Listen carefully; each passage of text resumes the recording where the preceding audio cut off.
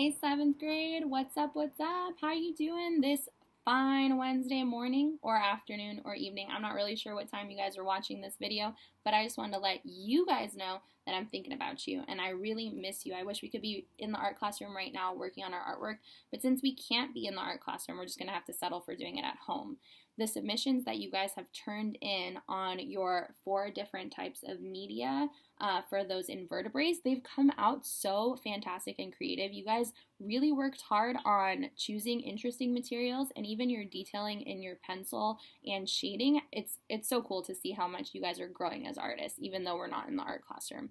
So this next video is going to have some new content. If you guys have any questions at all about what we're working on, always feel free to email me or type into Google Classroom and I'll be sure to answer your questions as soon as possible, okay? Just know I'm thinking about you guys, I miss you, and enjoy the video, okay?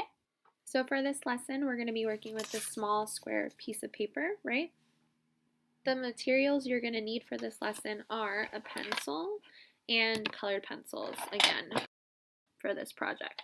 So this is a very small piece of paper, right? And you may be thinking, what can we fit on this piece of paper? Well, the next element of art that we're going to be working with is texture. And so texture is elevating something to look 3-dimensional when it is on 2-dimensional paper.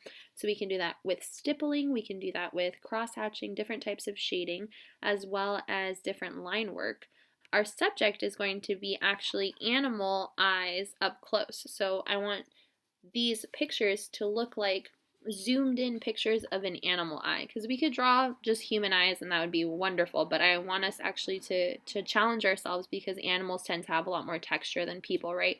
They have fur or scales, so that's kind of what we're going for. So I've already drawn one for you, so you can kind of see like how I use different variations of technique to create the different kinds of textures. And if we look closely, you can see that my lines all show different kinds of texture, right? So it's a rooster's eye, and so this kind of stippling that I have here, I don't know if you can see it that well.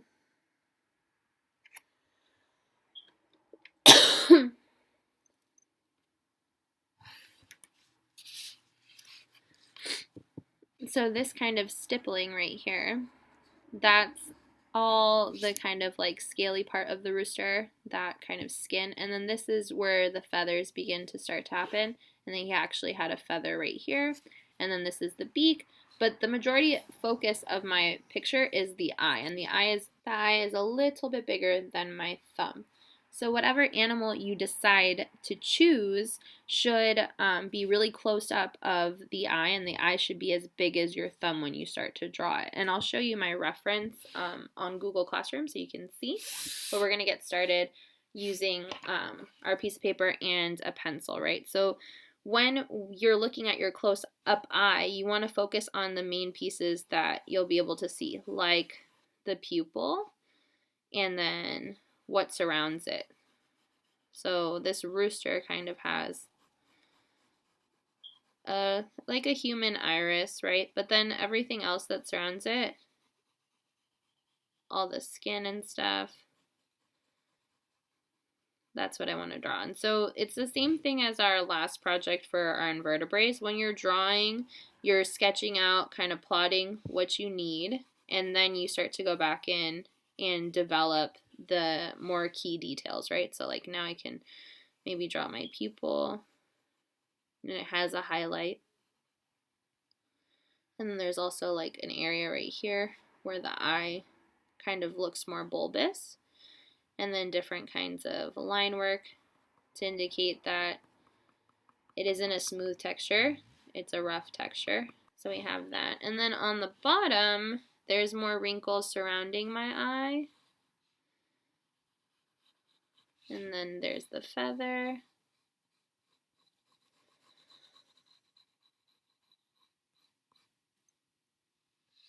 And then I have the beak kind of peeking through down here. And just some more line work. And then tiny little details of feathers that are poking out.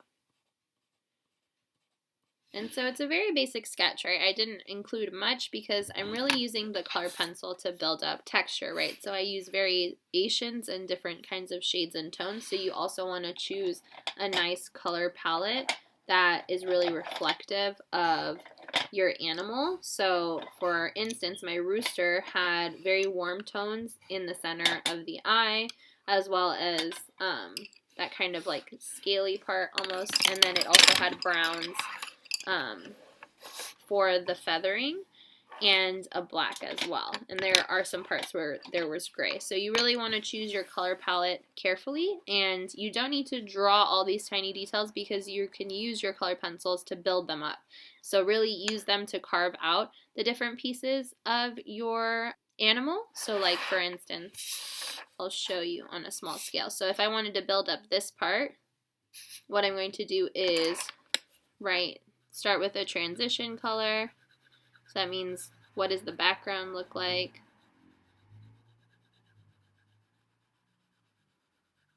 So I'm just doing some light shading to build up my color. And then it has different kinds of varying tones. So I need to pick a darker red and come in and highlight the darker pieces.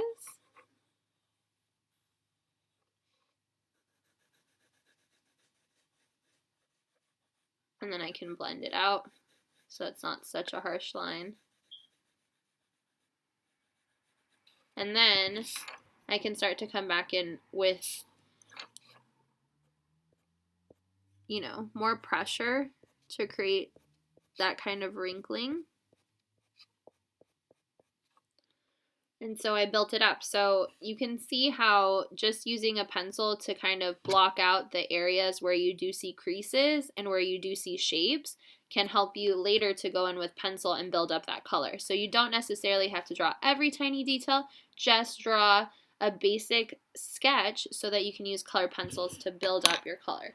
Please show me a reference so that I can make sure that we all have a very nice close-up of the eye of an animal. It could be any kind of animal, both like domestic, it can be a farm animal, it can be a wild animal, so it's up to you what you want to choose, but we're just focusing on the eye, so I shouldn't see a whole lot of the face, just the eye, okay? Let me know if you have any questions or concerns. I'm happy to help, and I hope you enjoy happy creating, okay?